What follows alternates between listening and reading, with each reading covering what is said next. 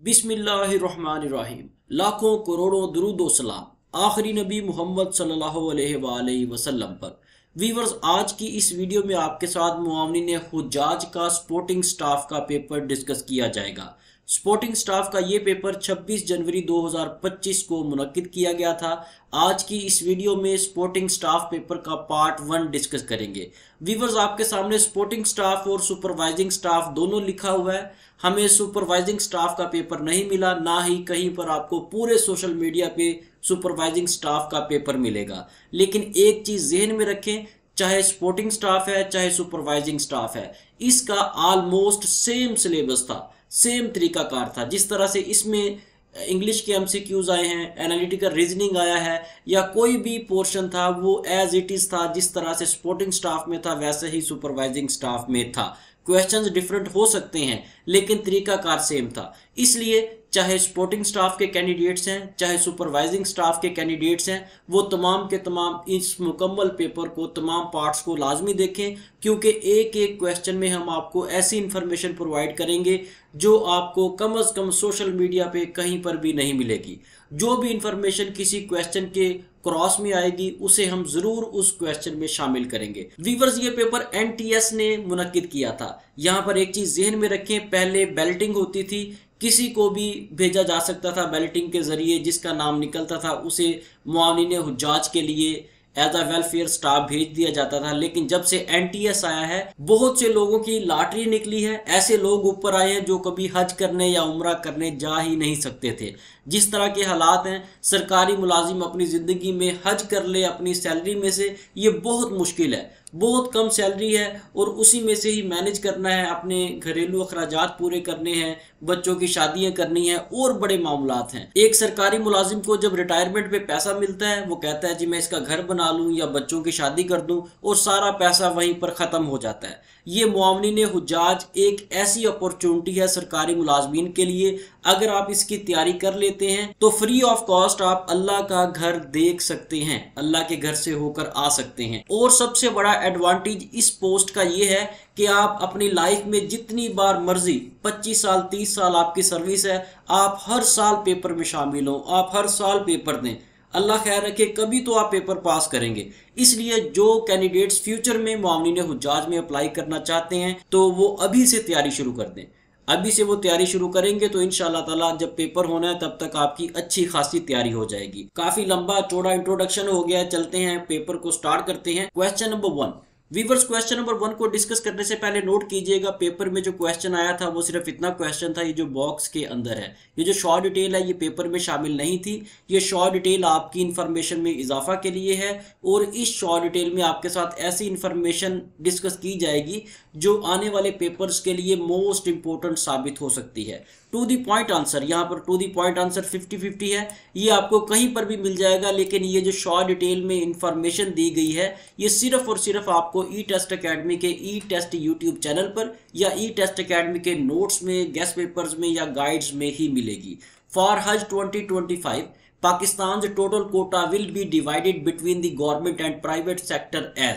पाकिस्तान में जो गवर्नमेंट और प्राइवेट सेक्टर्स हैं जो हुज्जाज कराम को हज के लिए भेजते हैं, इनमें जो कोटा था हुज्जाज कराम का, इसे 2025 की पॉलिसी में 50-50 कर दिया गया। वीवर्स, यहाँ पर कुछ पॉइंट्स हैं जो मोस्ट इंपोर्टेंट हैं, आने वाले पेपर्स में बार बार आपसे पूछे जा सकते हैं। सबसे पहले तो आपको मौजूदा कोटा पता हो। 2025 में जो मौजूदा कोटा डिसाइड हुआ था वो 1,79,210 था। आने वाले पेपर्स में आपसे मौजूदा कोटा भी पूछा जा सकता है। जिस तरह 2025 में ये कोटा था, 2026 में कुछ और होगा, 2027 में, 28 में, 29 में कुछ और होगा। जब भी आप आने वाले पेपर्स में शामिल हो तो मौजूदा कोटा लाजमी देखकर जाएं। ये क्वेश्चन हमारे नोट्स में भी शामिल है। नोट्स में तो ये डाटा हम ग्रेजुअली अपडेट करते रहते हैं। वीवर, सबसे पहले आपको मौजूदा कोटे का पता हो, उसके बाद उसका 50% आपको पता हो। आने वाले पेपर्स में आपसे मौजूदा कोटा, उसका 50% पूछा जा सकता है। साथ आपसे ये भी पूछा जा सकता है ये जो कोटा है ये किस तरह से डिसाइड होता है।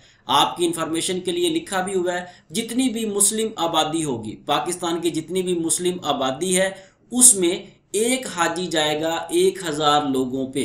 1000 लोग हैं तो उनमें से एक शख्स हज करने जा सकता है।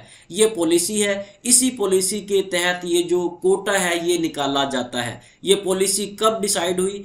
1987 में एक कॉन्फ्रेंस हुई थी जो कि ऑर्गेनाइजेशन ऑफ इस्लामिक कॉन्फ्रेंस है, OIC।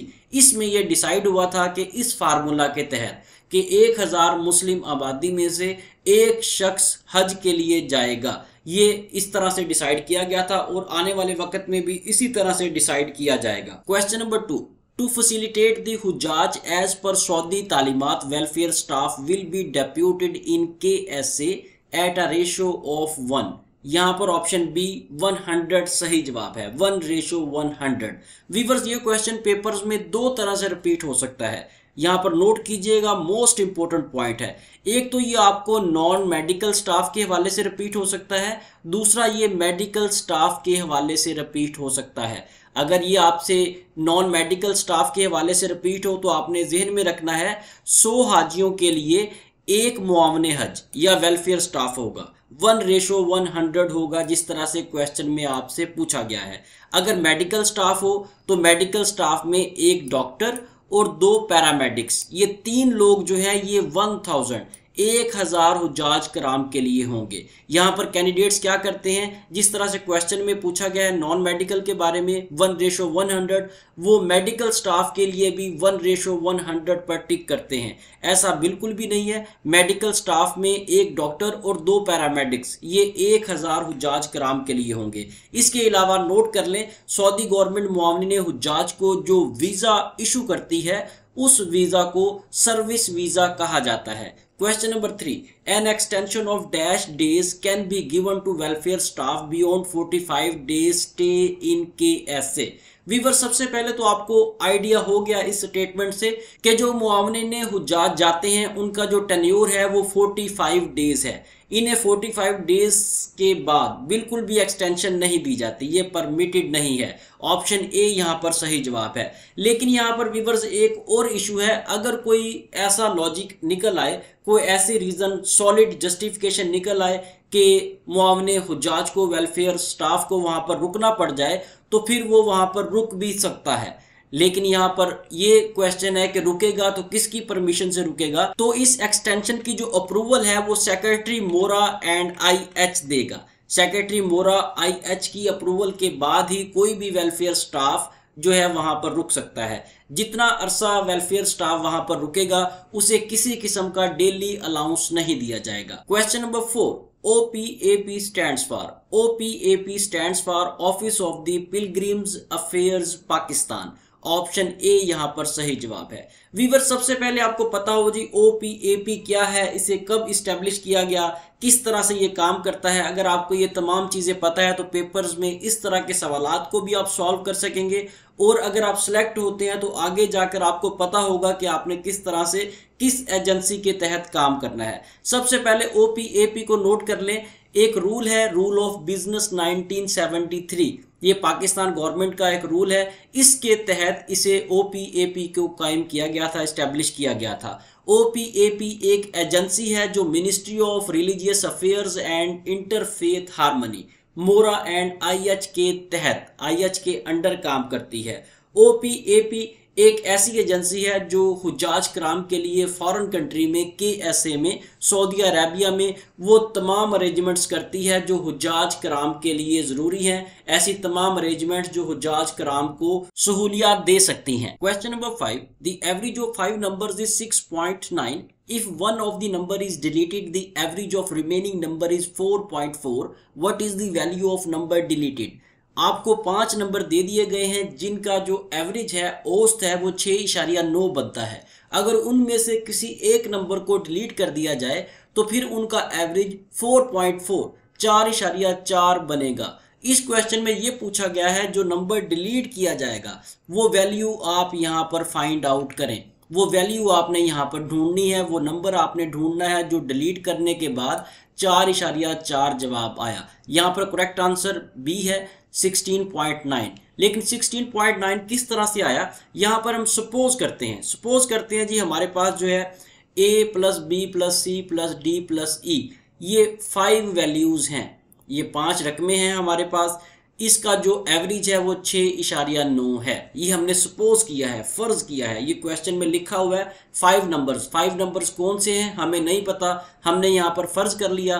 जब इसका एवरेज हम निकालेंगे, इसको जब हम ज़रब तकसीम करेंगे तो हमारे पास a + b + c + d + e, इसकी जो वैल्यू आएगी वो 34.5 आएगी, 34.5। ये हमारे पास जो है इक्वेशन 1 जो हमने सपोज की थी उसका आंसर है। आगे चलते हैं। अब हम इस इक्वेशन में से, ये जो इक्वेशन 1 है, इसमें से एक वैल्यू हम खत्म कर देते हैं। ऊपर हमने ये देखें a से लेकर e तक लिखा था, अब हम क्या करेंगे, a से लेकर d तक लिखेंगे। e को हमने यहाँ से ख़त्म कर दिया, रिमूव कर दिया, और ये हमारे पास 4 वैल्यूज़ आ गई।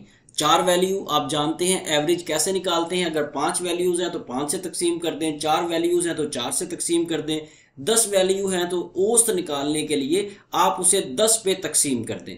ठीक है, जितनी वैल्यूज़ होंगी उतने नंबर्स के साथ आप उसे तकसीम कर देंगे, आपके पास एवरेज आ जाएगी। अब ये 4 नंबर्स हैं, इसको 4 से तकसीम कर दिया, इसका आंसर 4.4 आता है। किस तरह से, ये देखें क्वेश्चन के अंदर 4.4 दिया भी गया है, ये हमने यहाँ पर लिख दिया। जब हम इसे सॉल्व करेंगे तो हमारे पास a + b + c + d, यानी कि a से d तक जो वैल्यूज़ हैं उनकी कैलकुलेशन जो जमा करने से आंसर आया है वो 17.6 बनता है। ये देखें 2 इक्वेशन है, इक्वेशन 1 इक्वेशन 2, इन दोनों इक्वेशंस को हमने सॉल्व किया पहले। अब हमने क्या करना है, जो हमारे पास इक्वेशन 1 थी, मैं इसे रिमूव करता हूँ, ये देखें हमारे पास ये इक्वेशन 1 है। इस इक्वेशन 1 में हम वैल्यूज पुट करेंगे। वैल्यू कौन सी पुट करेंगे, सबसे पहले हम वैल्यू पुट करेंगे ये वाली a + b + c + d, ये वाली वैल्यू। ये वैल्यू कहाँ पे है, ये पड़ी हुई है, इक्वेशन 2 से हमने इसे निकाला था। इक्वेशन 2 की ये वैल्यू हम यहाँ पर पुट कर देंगे। ये देखें, ये हमने ये यहाँ पर लिखा और ये इसकी वैल्यू 17.6 आ गई, प्लस ई को हमने वैसे ही लिख दिया क्योंकि ई को हमने फाइंड आउट करना है। ये लिखा इक्वेशन 1, इक्वेशन 1 में 6.9 था, ये लिख दिया गया। उसके बाद जब हम इसे जमा माइनस करेंगे, तकसीम करेंगे, तो हमारे पास 16.9 इसका करेक्ट आंसर आएगा, जो कि यहाँ पर ऑप्शन बी है। व्यूअर्स, पूरी कोशिश की जा रही है कि तसल्ली के साथ आपको इसका सलूशन समझाया जाए। फिर भी किसी किस्म का कोई कन्फ्यूजन हो तो आप कमेंट्स कर सकते हैं, इंशाल्लाह फौरी तौर पर आपके कमेंट्स का रिप्लाई दिया जाएगा। इसके अलावा फिर भी अगर आप समझ ना सकें तो इस वीडियो के स्टार्ट में हमारा ई टेस्ट अकेडमी का ऑफिशियल व्हाट्सएप कॉन्टैक्ट नंबर मौजूद है, उस नंबर पर रब्ता करें। इंशाल्लाह ताला आपको फौरी तौर पर रिस्पॉन्स भी मिलेगा और आपकी जितनी भी क्यूरीज हैं तमाम की तमाम क्यूरीज आपकी रिजॉल्व भी की जाएंगी। मजीद आगे जाने से पहले व्यूअर्स वीडियो को लाइक जरूर कर दें और कमेंट्स में हमें जरूर बताया करें कि आपको ये वीडियो कैसी लगी। अगर आप चाहते हैं कि फ्यूचर में जितने भी रिमेनिंग पार्ट्स आने हैं, जितने भी हुज्जाज किराम के सॉल्व पेपर्स आने हैं, उन तमाम का नोटिफिकेशन आपको सबसे पहले मिल सके तो बेल आइकन को भी प्रेस कर लें, ताकि जैसे ही हम वीडियो अपलोड करें फौरी तौर पर उसका नोटिफिकेशन आपको मिल सके। इसके साथ साथ नोट कर लें, मुआवनीन हुज्जाज की गाइड ई टेस्ट अकेडमी ने तैयार की थी। उस गाइड में मौजूदा 26 जनवरी 2025 का मुकम्मल हलशुदा पेपर्स मुकम्मल डिटेल के साथ ऐड कर दिया गया है। जितनी भी डिटेल हम आपके साथ इस वीडियो में डिस्कस कर रहे हैं या रिमेनिंग पार्ट्स में आपके साथ डिस्कस करेंगे, वो तमाम की तमाम इंफॉर्मेशन हमारे नोट्स में भी शामिल है। मुआवनीन हुज्जाज पेपर्स की तैयारी के लिए हमने 2 गाइड्स तैयार की हैं। एक में हज से मुतल्लिका सवालात हैं और दूसरी में साइकोमेट्रिक टेस्ट से मुतल्लिका इंफॉर्मेशन है। नोट फरमा लें, ई टेस्ट अकेडमी सिर्फ और सिर्फ हार्ड कॉपी में डाटा प्रोवाइड करती है। व्हाट्सएप पर या PDF वगैरह में किसी किस्म के नोट्स या गाइड्स वगैरह हम प्रोवाइड नहीं करते। और ई टेस्ट अकेडमी का सिर्फ एक ही कॉन्टैक्ट नंबर है, ये आपके सामने है। इस नंबर के अलावा ई टेस्ट अकेडमी का कोई भी ऑफिशियल कॉन्टैक्ट नंबर नहीं है। इसी नंबर पे आप रब्ता करें और इसी नंबर से ही आपसे फ्यूचर में रब्ता किया जा सकता है। Question number 6, if box is coded as CDPQYZ, how would you write coat in code? अगर बॉक्स को इस तरह से लिखा जाए, ये देखें बॉक्स है, इसे अगर इस तरह से कोड किया जाए तो ये बताएं कोट को किस तरह से लिखा जाएगा। कोट को हम इस तरह से लिखेंगे, लेकिन इस तरह से क्यों लिखेंगे, कौन सा तरीकाकार है जिसके तहत हम इस तरह से लिख सकते हैं? सबसे पहले हम बॉक्स को चेक करते हैं, बॉक्स को इस तरह से कैसे लिखा गया। ये देखें BOX बॉक्स, ये हमने BOX लिखा। अब ये देखें, जो यहाँ पर गौर करने वाली बात है, नोट करने वाली, वो ये है, B के बाद हमने लिखा CD, यानी कि 2 अल्फ़ाबेट उससे जो आगे वाले थे वो लिख दिए। उसके बाद है ओ के बाद हम ओ से आगे वाले 2 अल्फ़ाबेट लिख देंगे। उसके बाद एक्स है, एक्स से आगे वाले जो 2 अल्फ़ाबेट हैं वो हम लिख देंगे। अब हम इन तीनों को अरेंज कर देंगे, पहले सी डी लिखेंगे, फिर पी क्यू लिखेंगे, फिर वाई जी लिखेंगे। जब इसे इकट्ठा करके लिखेंगे तो हमारे पास ये वाली वैल्यू बन जाएगी।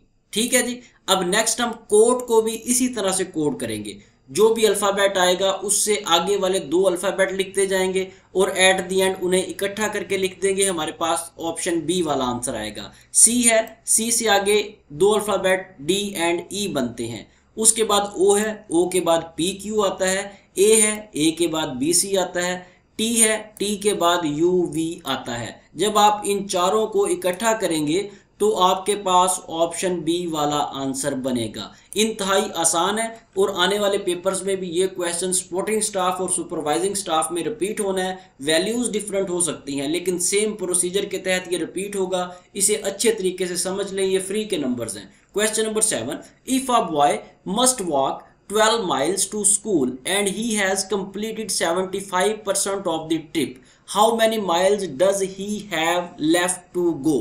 एक बच्चा है, उसका जो स्कूल है वो 12 मील के फासले पर है, वो तकरीबन 75% जो है वो रास्ता तय कर चुका है। ये बताएं उसका सफ़र जो है वो कितने माइल्स रहता है। व्यूअर्स वैसे तो ये क्वेश्चन जो है इतना डिफ़िकल्ट नहीं था, आप देखेंगे, देखने से ही आपको पता चल जाएगा। यहाँ पर 3 माइल्स, ऑप्शन बी जो है वो सही जवाब है। लेकिन आपको समझाने के लिए यहाँ पर इसको सॉल्व करते हैं। टोटल डिस्टेंस हमारे पास 12 माइल्स है, 12 मील है, ये देखें क्वेश्चन में लिखा हुआ है।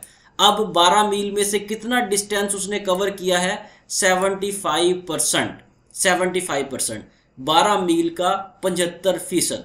आप सबसे पहले 12 मील का 75% निकालेंगे। जब आप 12 मील का 75% निकालेंगे उसके लिए 75 को 100 से तकसीम कर देंगे और 12 से ज़रब कर देंगे, आपके पास 9 मील आएगा। इट मीन्स के 9 माइल्स उसने 12 में से कवर कर लिया है। अब बाकी कितना रह गया? बाकी हम ये करेंगे रिमेनिंग डिस्टेंस के लिए टोटल डिस्टेंस, उसमें से जो कवर डिस्टेंस है जो कि 75% है, इसे हम माइनस कर देंगे। 75% हमारे पास आप जानते हैं 9 माइल्स आया था। जब 12 में से 9 को माइनस करेंगे तो 3 माइल्स यहाँ पर करेक्ट आंसर आएगा, जैसा कि ऊपर ऑप्शन बी में मेंशन्ड है। Question number 8, which one of the 5 things below is most like these 3? आ सा, आ हैमर एंड आ फाइल। सा जो है ये आरी को कहा जाता है, हैमर हथौड़े को कहा जाता है और फाइल जो है रेती को कहा जाता है, फाइल। ठीक है, इन तीनों चीजों से मिलती जुलती जो इन चारों ऑप्शन में से इक्विपमेंट है वो ऑप्शन डी है। स्क्रू ड्राइवर जो है ये एक ऐसा टूल है, ऐसा औजार है, वो बिल्कुल आरी, हथौड़ी या फिर रेती की तरह का है। ये जो तीनों चीजें हैं, आरी भी मैनुअल इस्तेमाल होती है, हथौड़ी भी मैनुअल इस्तेमाल होती है, रेती को भी आप मैनुअल इस्तेमाल करते हैं, इसी तरह स्क्रू ड्राइवर को भी मैनुअल इस्तेमाल किया जाएगा। अगर आप इन तीनों की खुसूसियात देखें तो ऑप्शन डी इनमें सबसे ज्यादा सूटेबल है। Question number 9, a famous batsman scored a century in 38 hours. If he could keep up the same run rate, how many runs would he score in 47.5 hours? एक बैट्समैन है जो 38 overs में century बनाता है। ये बताएं कि वो 47.5 ओवर्स में कितना स्कोर बनाएगा। वीवर सबसे पहले तो आपको पता हो कि एक सेंचुरी जो है उसमें क्या होता है, 1 सेंचुरी इज इक्वल टू 100। एक सेंचुरी उसने बनाई है, ये देखें यहाँ पर लिखा हुआ है सेंचुरी इन 38 ओवर्स। 38 ओवर्स में उसने 100 स्कोर किया है। अब इसका आप रन रेट निकालें। रन रेट से मुराद ये है कि उसने एक ओवर में कितना स्कोर बनाया। रन रेट आप इस फार्मूले के तहत निकालेंगे तो आपके पास 2.63 आ जाएगा। एक ओवर में 2.63 उसने स्कोर बनाया। अगर एक ओवर में इतना स्कोर वो बना सकता है एवरेज, तो इतने में कितना बनाएगा? 47.5 में। इंतहाई सिंपल है, आप इन दोनों को मल्टीप्लाई कर दें, जो एवरेज निकली है उस एवरेज को टोटल ओवर्स के साथ मल्टीप्लाई कर दें, आपके पास 125 रन्स, ऑप्शन ए यहाँ पर सही जवाब आएगा। Question number 10, 4 years ago the average of sons and fathers age was 27.5. Today the ratio of their age is 5:16. Find out the son's present age. इस क्वेश्चन में ये कहा गया है कि 4 साल पहले एक बेटा और बाप था, उसकी उम्र जो थी उनका एवरेज, उसकी औसत 27.5 बनती थी। ये देखें 27.5 बनती थी। और अब उन्होंने कहा जी मौजूदा जो उनकी रेशो है वो 5:5:16 है। इसकी मौजूदा एज आपने फाइंड आउट करनी है लड़के की, ठीक है। इसमें ऑप्शन बी 15 सही जवाब है। लेकिन ये 15 किस तरह से आया, ये मुकम्मल डिटेल से हम सॉल्व करते हैं। यहाँ पर काफ़ी छोटा हो गया, से अगले स्क्रीन पर ये यहाँ पर आ जाए, ठीक है। यहाँ पर हमने क्या किया, सबसे पहले सपोज किया, फ़र्ज़ किया जो मौजूदा एज है, लड़के की एज 5x है और उसके बाप की एज 16x है। ये किस तरह से हमने फाइंड आउट किया, किस तरह से इसको 5 और 16 को मेंशन किया, ये देखें ऊपर स्टेटमेंट में यहाँ पर लिखा हुआ है सन्स एंड फादर्स। इसका मतलब ये है कि क्वेश्चन में जो भी पहली वैल्यू आएगी वो लड़के की होगी, जो दूसरी वैल्यू आएगी वो फादर की होगी। इसी के अकॉर्डिंग हमने यहाँ पर 5x एंड 16x मेंशन किया है, ठीक है जी। आगे चलें।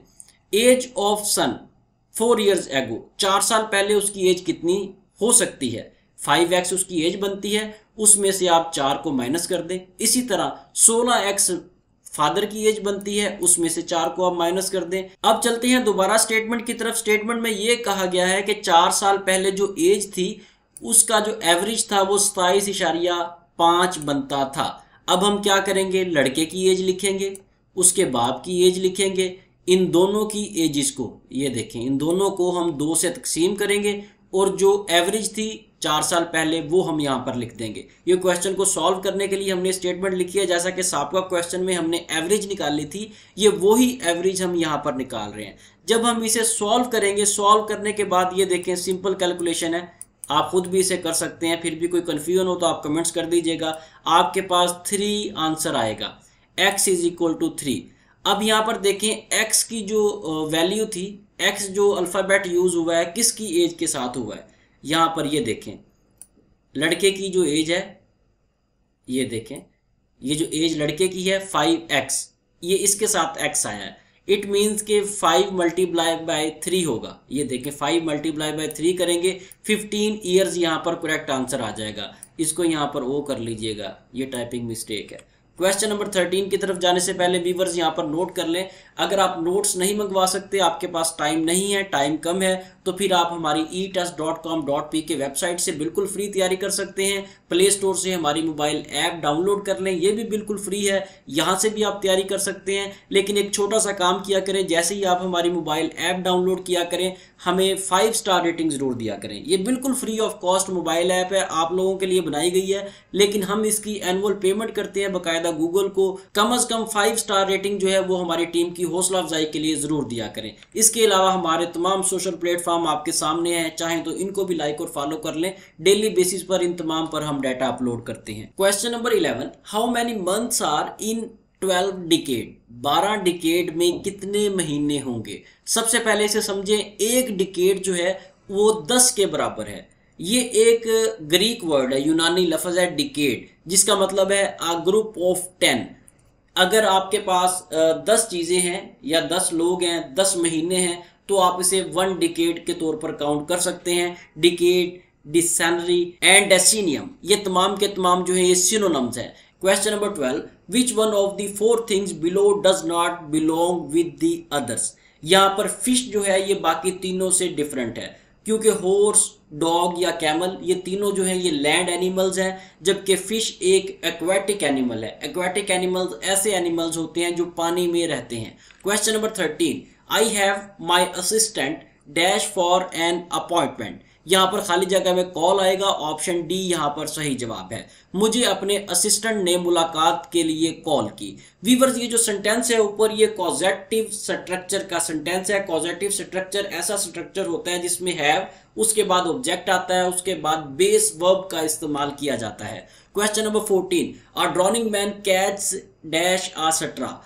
यहाँ पर खाली जगह में एट आएगा। ये बहुत ही मशहूर जो है ईडियम है, आइडियामेटिक एक्सप्रेशन है, इसमें डूबते को तिनके का सहारा, यहाँ पर प्रेपोजिशन का इस्तेमाल किया गया है, यहाँ पर एट का इस्तेमाल करेंगे। व्यूअर्स आने वाले पेपर्स में भी प्रेपोजिशन से मुतल्लिका कम से कम 3-4 एमसीक्यूज लाजमी रिपीट होने हैं। प्रेपोजिशन के टॉपिक को लाजमी तैयार करें ताकि आने वाले पेपर को आप अच्छे नंबरों से पास कर सकें।